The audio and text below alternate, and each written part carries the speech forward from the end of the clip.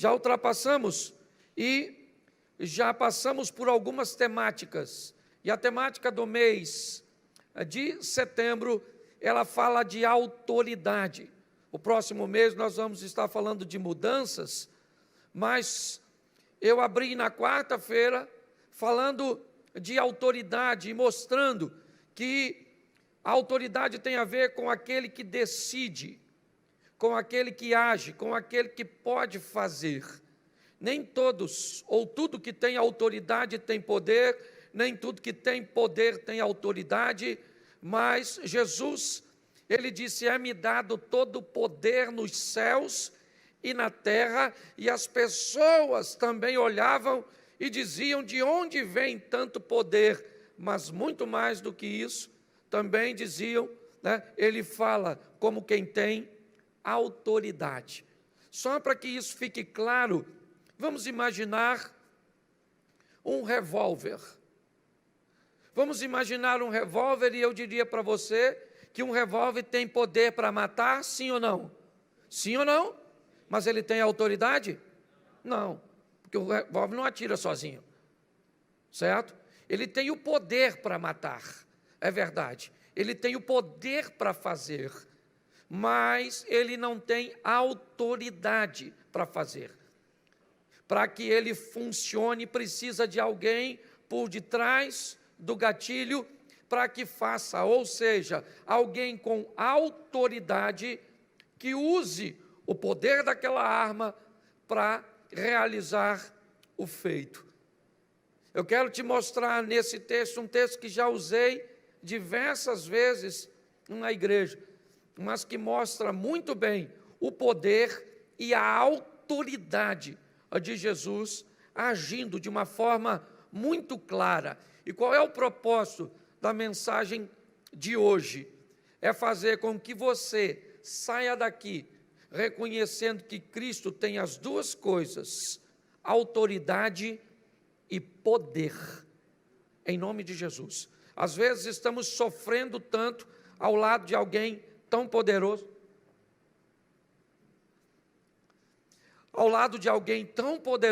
e eu vejo pessoas reclamando e se queixando de coisas que não necessitariam, se tivesse apenas uma mudança de posicionamento. Então abra a sua Bíblia, que esse texto é legal, você ir para casa com ele, ainda que vai ser colocado aqui, Marcos, capítulo de número 4, verso de número 35, é o texto narrado em Mateus, Marcos e Lucas, só João não narra esse texto, e ele fala do momento em que Jesus vai acalmar uma tempestade.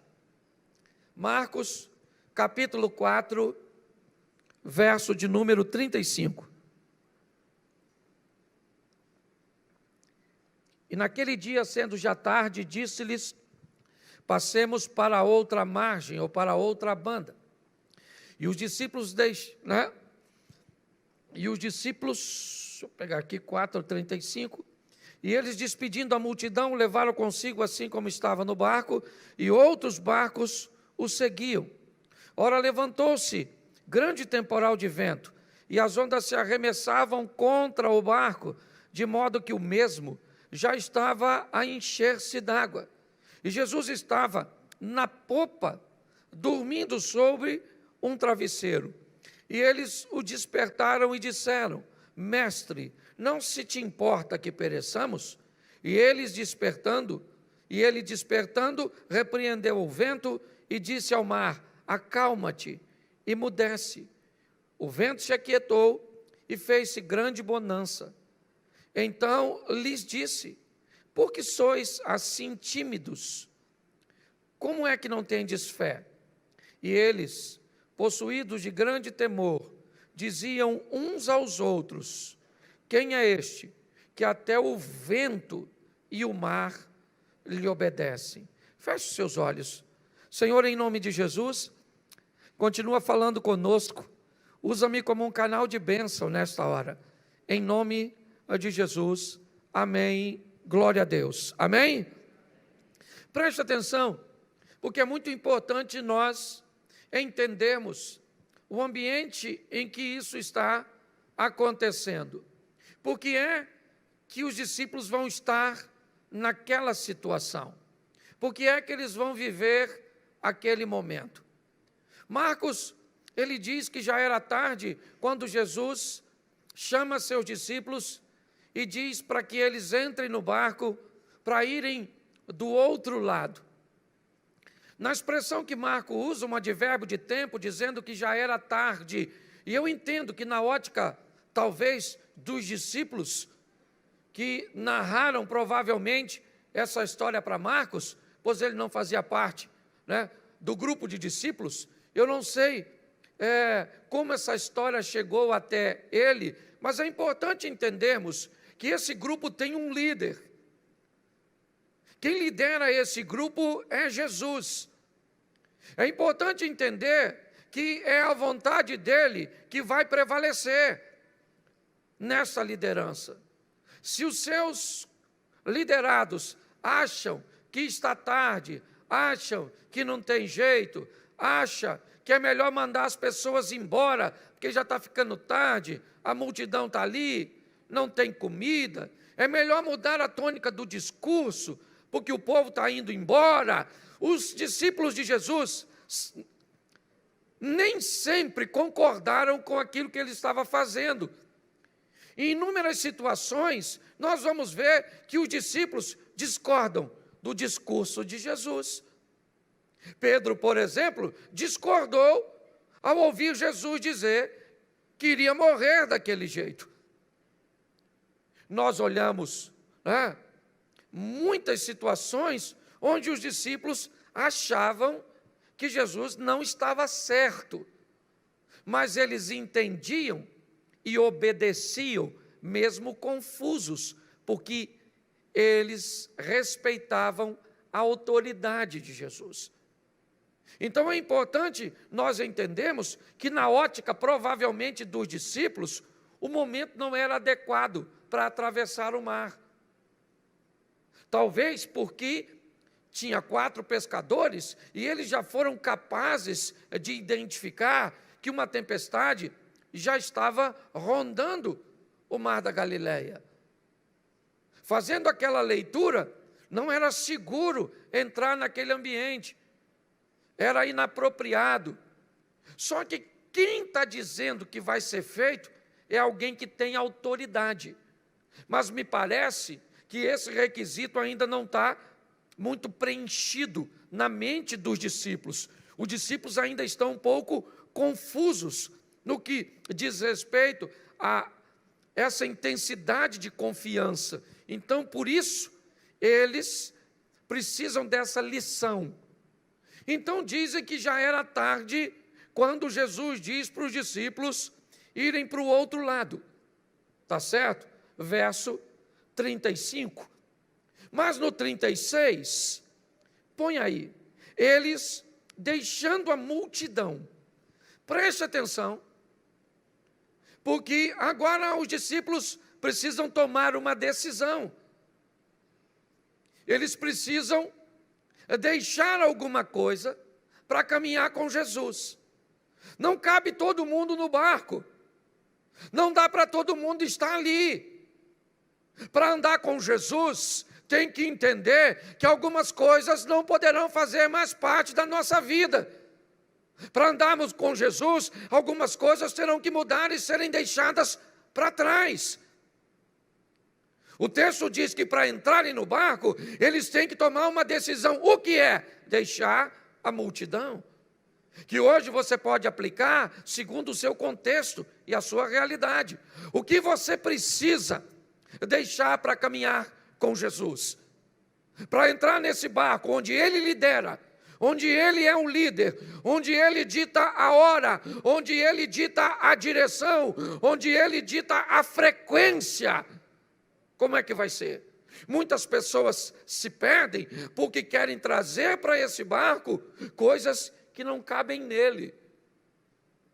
Jesus diz aos discípulos, vamos mudar de lado, vamos para o lado oposto do mar da Galileia, vamos para Tiberíades, vamos para a terra dos gentios, vamos para o lado leste do mar da Galileia.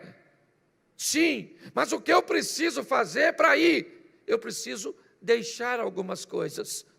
Eu preciso abandonar algumas coisas. É muito importante nós entendermos isso, porque quando estivermos no barco, vamos poder contar com a autoridade daquele que lidera o sistema. E muito mais do que liderar o que está acontecendo dentro do barco, nós vamos ver que Jesus também tem autoridade para agir fora do barco. O texto diz que eles deixam a multidão e o levaram consigo, repita comigo, o levaram consigo, assim como estava no barco. Preste atenção. Jesus não exigiu nenhuma mudança nesse momento. O texto diz que eles entram no barco e vão seguir com Jesus do jeito que eles estão. Deixa eu falar uma coisa para você. Você fuma, você bebe, você se prostitui. O que você faz que acha que pode te afastar do Senhor?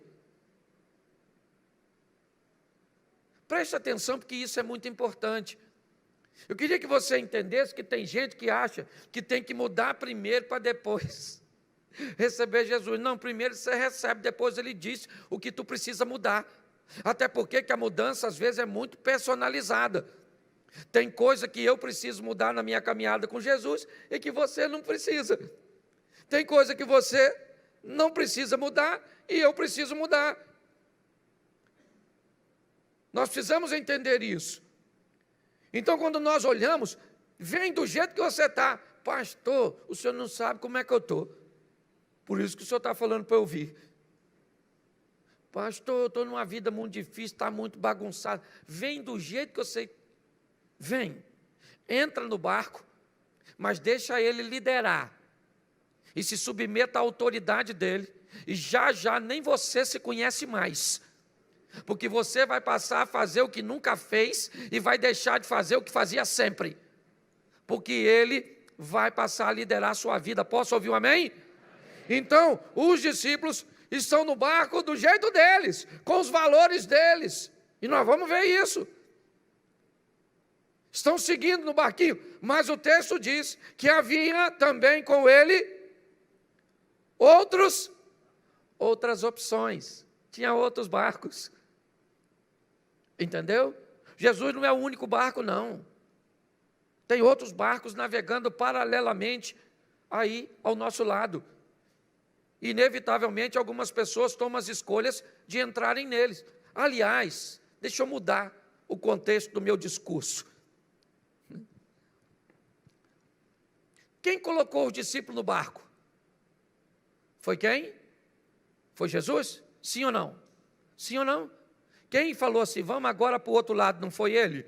Então, quem escolheu as pessoas para entrar naquele barco? Foi ele, sim ou não? Porque é ele que escolhe, é ele que decide, é ele que tem autoridade. Quem foi que te chamou para fazer uma caminhada cristã? O Satanás? O diabo falou assim, olha, vamos ter uma experiência com Jesus. Sim ou não? Não. Foi você? Não. Porque o diabo teria força para te bloquear, sim ou não? Mas se Deus te sustenta, o diabo não pode interferir. Então quem chamou você e eu para caminhar com Jesus foi quem? Então ele falou, você vem do jeito que está, entra no barco, sei que tem outras opções, eu sei que tem outras opções, sim ou não? E às vezes o diabo coloca elas tão coloridas, tão bonito, que parece que lá é melhor que aqui. Até porque se o diabo não enfeitasse o inferno, ninguém ia. É ou não é? Tem que pintar um negócio bonito. Você olha assim, fala sério, você olha para uma balada, aquele pessoal tomando uns negócios, pessoal bonito, brilhoso, vistoso. Não parece que a igreja é um negócio chato para caramba? Que bonito é aquilo lá. Fala sério. Tu já foi numa rave? Ninguém fala nada.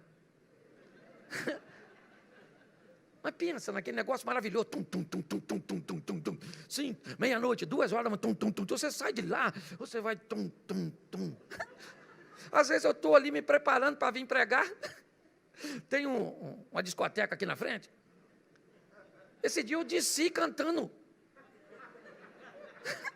uma canção que eu estava escutando lá no meio da escada. Eu falei, sangue de Jesus tem poder. O que é que eu estou fazendo? Você está rindo de mim, você está rindo de tu. Isso acontece em outra situação. Presta atenção no que nós estamos vendo aqui. Existem outras opções, sim. E elas, às vezes, parecem ser muito melhores. Porque o diabo é um estrategista para colocar lixo em embalagens maravilhosas.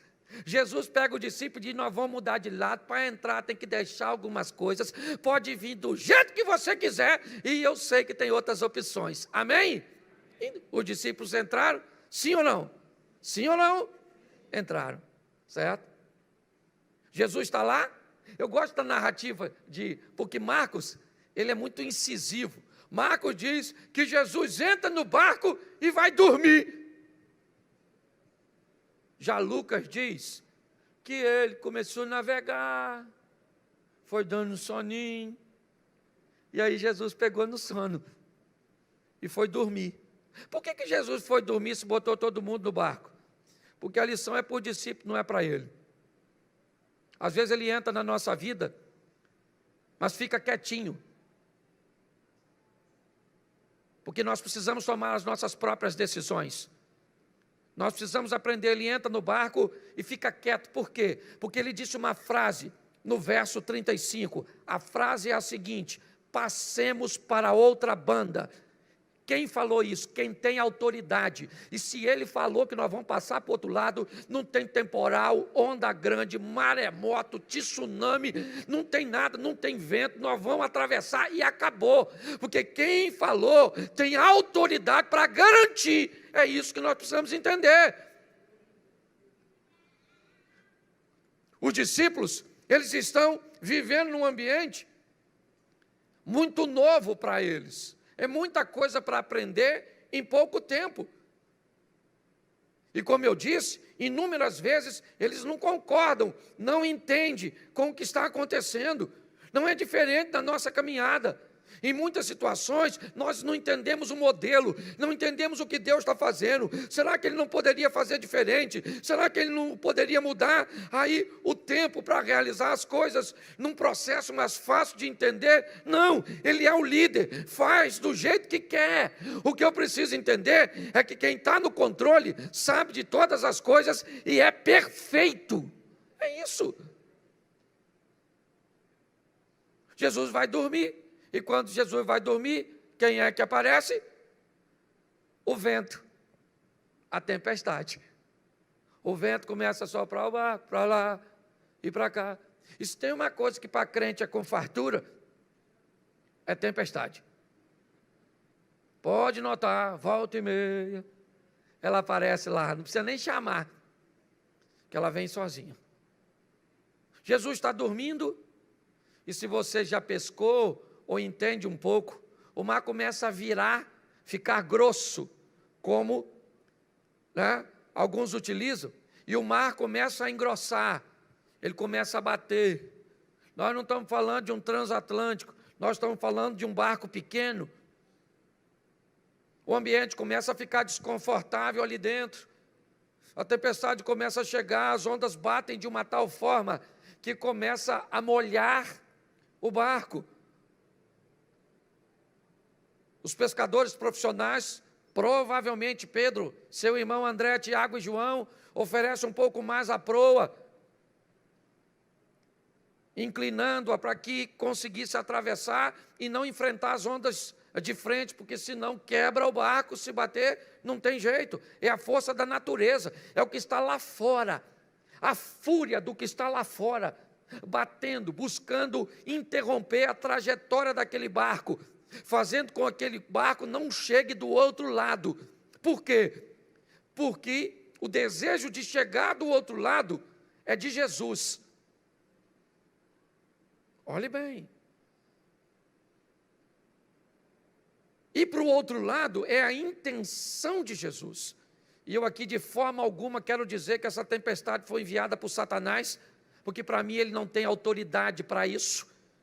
Ele não tem poder para isso, para governar a natureza. Para mim, tem apenas a ver com lição para os discípulos, fazerem uma adaptação, mas o que eu posso entender é que uma força de oposição está sendo empregada para impedir que o barco chegue do outro lado. Por quê? Porque você sabe que ele vai chegar. E você sabe o que vai acontecer quando ele chegar. E por causa da chegada daquele barco do outro lado, um endemoniado é liberto e praticamente uma nação é salva por causa de um indivíduo que era aprisionado por Satanás e agora é liderado por Jesus. É importante nós entendermos isso. Mas os discípulos, eles não entendem. O que eles estão vendo é a força do vento, a força do mar, a oposição. O que eles pensam? Falei que não ia dar certo. Provavelmente, né? Nós já tinha visto, essa tempestade estava chegando, não ia dar para chegar. É a força da oposição, empurrando você e eu, sua família, seus negócios, para o contrário. Jesus está fazendo o quê? Dormindo. Por que Jesus está dormindo? Porque no 35 ele disse, passemos. E se ele disse, passemos, ele já fez a parte dele. O que a Bíblia nos diz? Em Cristo somos mais do que vencer. Isso por aquele que nos amou. A Bíblia diz, maior é o que está em nós do que o que está no mundo. Se atentamente ouvir a Deus, é porque as promessas são sempre condicionadas à ação. Seja ela uma ação de fé ou uma ação de força, de emprego, de realização. É isso que nós estamos vendo. O texto diz que as coisas ficaram tão difíceis ao redor do barco, que o barco está se enchendo d'água. Que barco é esse? O que Jesus está. Mas não tem outros barcos, pastor? Tem. Mas e a história deles? Também estão no mar revolto. Eles também serão beneficiados com esse acalmar da tempestade. Presta atenção no que a Bíblia diz. A chuva cai para o justo e o injusto. O sol nasce para o justo e para o injusto. Cuidado com esses privilégios. E dessa maneira errônea que eu já vi gente dizer, por que morreu com a bala perdida? Porque não era crente, mas crente morre de bala perdida. Por que morreu desse jeito? Num terremoto? Por que tem isso? Por que tem aquilo? Cuidado com seus questionamentos. A tempestade veio para todo mundo. Ou será que o mar da Galileia está em tempestade, os outros barquinhos estão tudo sofrendo e o barco de Jesus está tranquilão? Não. O negócio está feio lá fora, atingindo todo mundo, e atingiu o barco, atingiu a casa, atingiu os negócios. Sim. É isso que eu quero que você entenda. Atingiu o casamento do crente, do não crente, do ateu, do feiticeiro. Atingiu tudo. É isso que eu quero que você entenda. E é nesse momento que os discípulos começam a tentar resolver as coisas. É engraçado que eles tentam resolver com suas próprias habilidades, e eu não vejo problema nenhum nisso. Eu só acho que não precisava chegar ao extremo que chegou.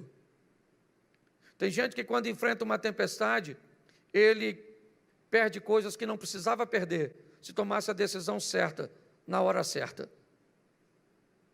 Quando eu olho para esse texto, o que eu vejo é, Jesus está dormindo na parte de trás do barco, na popa do barco, numa almofada, o barco pequeno.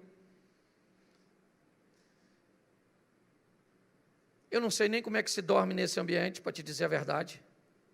Num barco pequeno, batendo do jeito que estava, a ponto da água entrar. Eu não vou garantir isso aqui. Isso é uma coisa que a gente pode, uma dúvida que nós podemos tirar depois que a gente chegar no céu. Você chega lá e chama Jesus no cantinho. Fala, Jesus, o pastor Cláudio estava pregando lá no Projeto Recomeçar.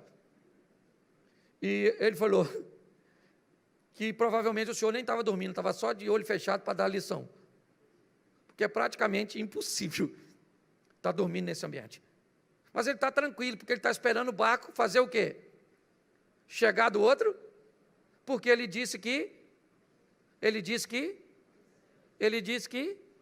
isso aí, ele já falou, nós vamos e nós vamos. É isso, a autoridade do Todo-Poderoso, aquele que pode fazer. E agora, quando nós olhamos aqui, o que vemos? Os discípulos vão lá até Jesus, chamar Jesus, porque tem alguma coisa de errada. Eles vão morrer, nós estamos perecendo, Senhor, esse barco vai afundar, já está cheio d'água, o negócio está ficando difícil. Vão lá e diz: Jesus, não se te dá, o Senhor não está vendo. Como é que o Senhor pode dormir num ambiente tão hostil como esse, se nós estamos afundando? Jesus acordou e descobriu que tinha um problema muito pior dentro do barco do que fora do barco. Olha, o vento e o mar, Jesus resolve com uma palavra só. O alinhamento dos discípulos, Jesus caminha com eles, mas quase 1 ano e pouco, e ainda tem gente bagunçada. Se você acha que tem um perigo fora do barco, você está muito equivocado. O perigo maior está na mente da turma que está dentro do barco. O que está lá fora, basta Jesus falar, e vai reconhecer a autoridade de Jesus, e vai ficar quieto. Mas o que está dentro do barco, um nega, o outro tem dúvida, o outro trai. Preste atenção. Jesus olha para dentro do barco, tanto é que ele olha para a turma que está lá dentro. Olha bem, verso de número 39. Bota aqui. E ele, despertando, repreendeu o vento e disse ao mar: cala-te, aquieta-te. O vento se aquietou e houve grande bonança. Preste atenção. Ele vai lá para fora, as forças da natureza, fogo, água e ar. Preste atenção. A gente poderia incluir os terremotos, os abalos sísmicos, mas preste atenção. Jesus olha para fora do barco, e diz: acalma-te, aquieta-te. Ele fala para o vento, ele fala para o mar, e o mar e o vento reconhecem a autoridade dele. O vento cessa, o mar se reorganiza, e aí ele vai agora ter uma conversa com a turma que está dentro do barco. Porque o problema de autoridade não está fora, está dentro. As pessoas que estão dentro não estão entendendo muito bem como é que essa situação funciona, sabe? As pessoas que estão dentro estão achando que o pecado é mais forte do que elas. As pessoas que estão dentro estão olhando para a crise e estão achando que os céus estão em crise, que os problemas chegaram até a... Tem algum problema dentro do barco.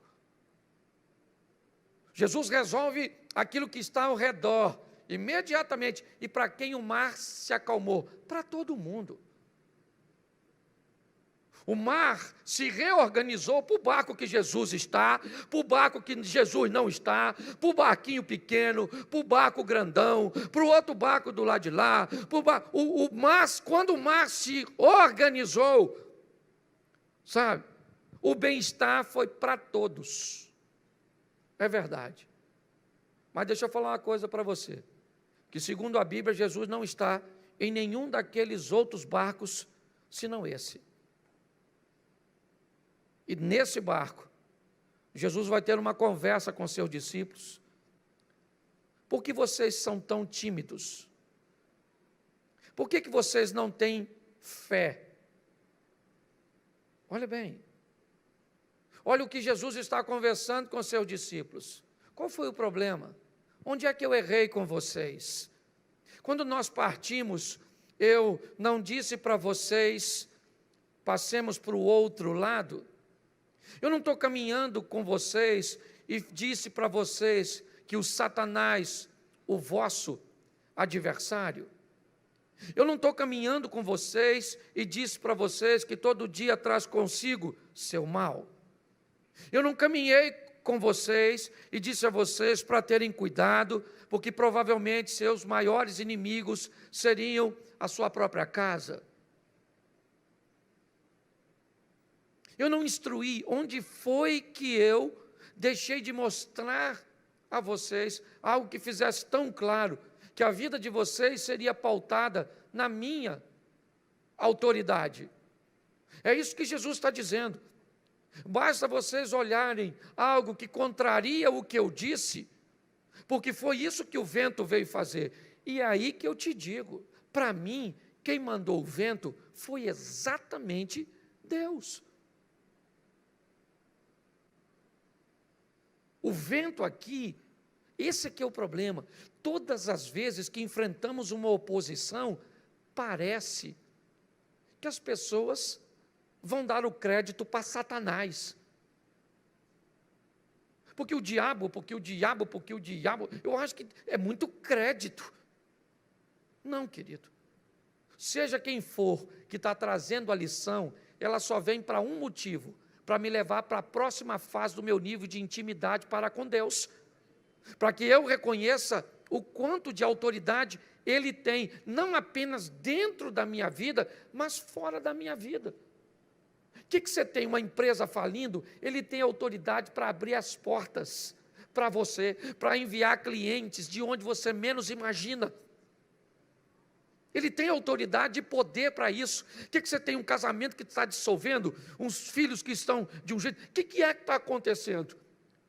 O que te envolveu a ponto de fazer com que você ache que Jesus perdeu a autoridade? Porque é isso que nós estamos vendo no texto. Os discípulos olharam, a tempestade era forte, e o vento está soprando, e a água está entrando, e parece que o barco vai afundar, e se o barco afundar, Jesus mentiu, porque ele disse, nós vamos para o outro lado. Nós precisamos tomar uma postura em nossas decisões, olhar as coisas por um ângulo mais amplo, ampliar nossa visibilidade. Basta algo não dar certo. Tem gente que mede as coisas pelo nível da oposição. Eu vou fazer. Se tiver tudo dando certo, é porque Deus está no negócio. Se começar a dar errado, namorei uma menina. Ela já agiu desse jeito, já nem quero mais. Então, é fácil. Aliás, se você levar a vida assim, e eu fosse o diabo, eu falaria para um ajudante meu, aquele ali, assim, só dificultar. Dificultou, ele desiste logo. Porque à medida que ele usa, não, querido, eu estou em obediência a Deus, Deus está comigo? Tá.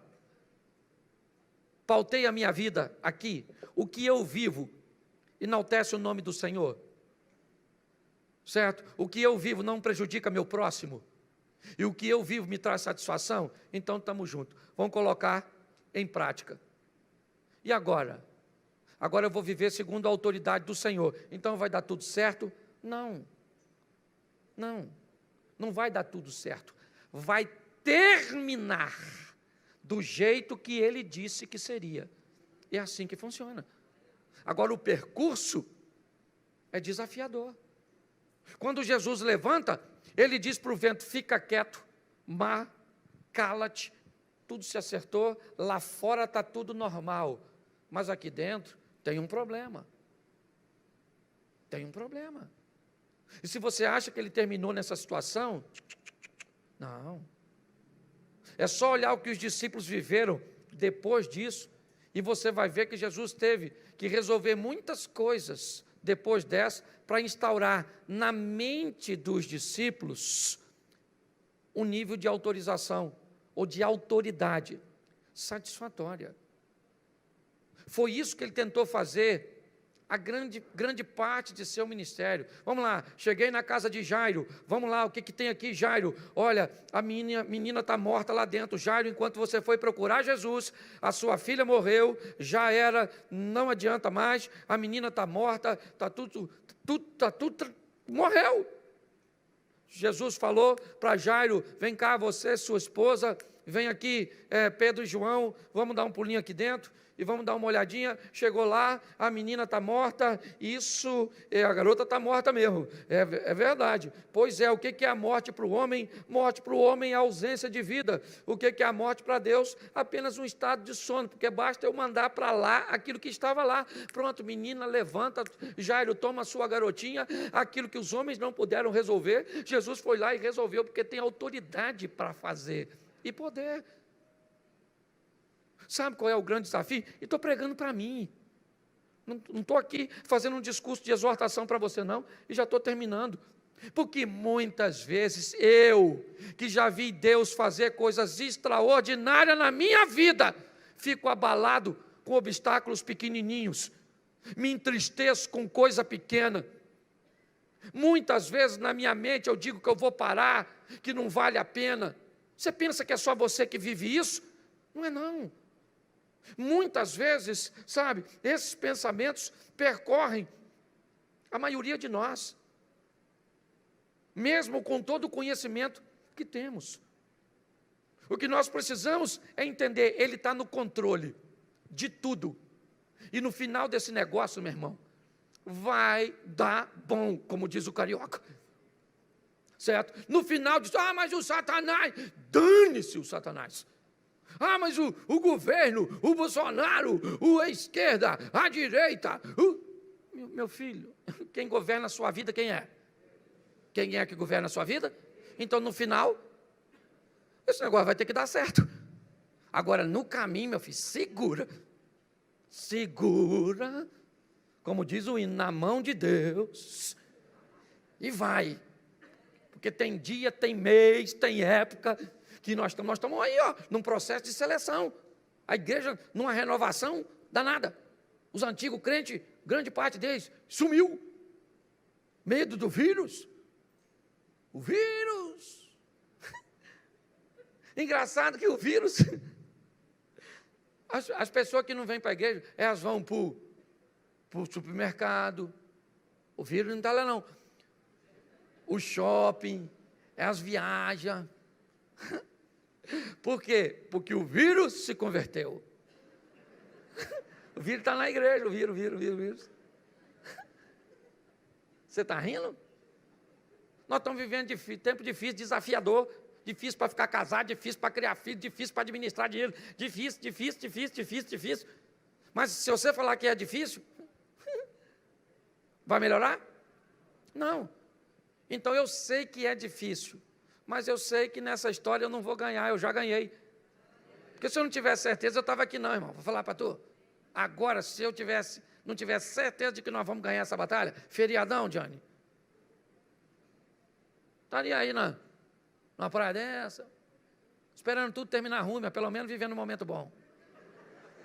Senhor, vou me lascar mesmo, porque esse troço já perdemos essa batalha, então vamos aqui, terminar tomando um copo de chopp.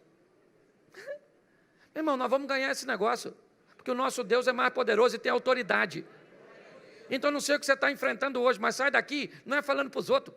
Está na hora de você evangelizar uma pessoa muito especial. Você. Olhar no espelho, quando você for escovar seu dente hoje. Falar assim, rapaz, acabei de vir da igreja. Até achei que você era crente por um tempo. Mas descobri que você está querendo desviar de vez em quando. Rapaz, se converte, infeliz. Senão você vai para o inferno e vai me levar junto com você, o que é pior de tudo. Tem uma conversa séria com você mesmo. Fala para você, meu amor, fica quieta dentro de mim, ó minha alma. O salmista conversando com ele mesmo. Você acha que o salmista vai fazendo o quê? Conversando com ele mesmo, você que fica prestando atenção no prosperar do ímpio. Sossega essa cabeça sua, maluco. Se Davi tivesse conversado com ele mesmo, não tinha pego a Batseba. Rapaz, Davi, é que talvez não tenha espelho, né? Então não dava para olhar. Deixa eu falar uma coisa para vocês. Ninguém está aqui à toa, não, meu irmão. Nós estamos aqui porque Deus está no controle da nossa vida. Se depender do diabo, a gente estava aqui nesse culto hoje? Sim ou não? E por que nós estamos? Porque ele é mais fraco que o nosso Deus. Ele pode ser até mais forte do que nós, mas é mais fraco do que aquele que nos sustenta e que nos mantém de pé. E é isso, nós somos melhores do que ninguém, não. Nós só estamos mais perto.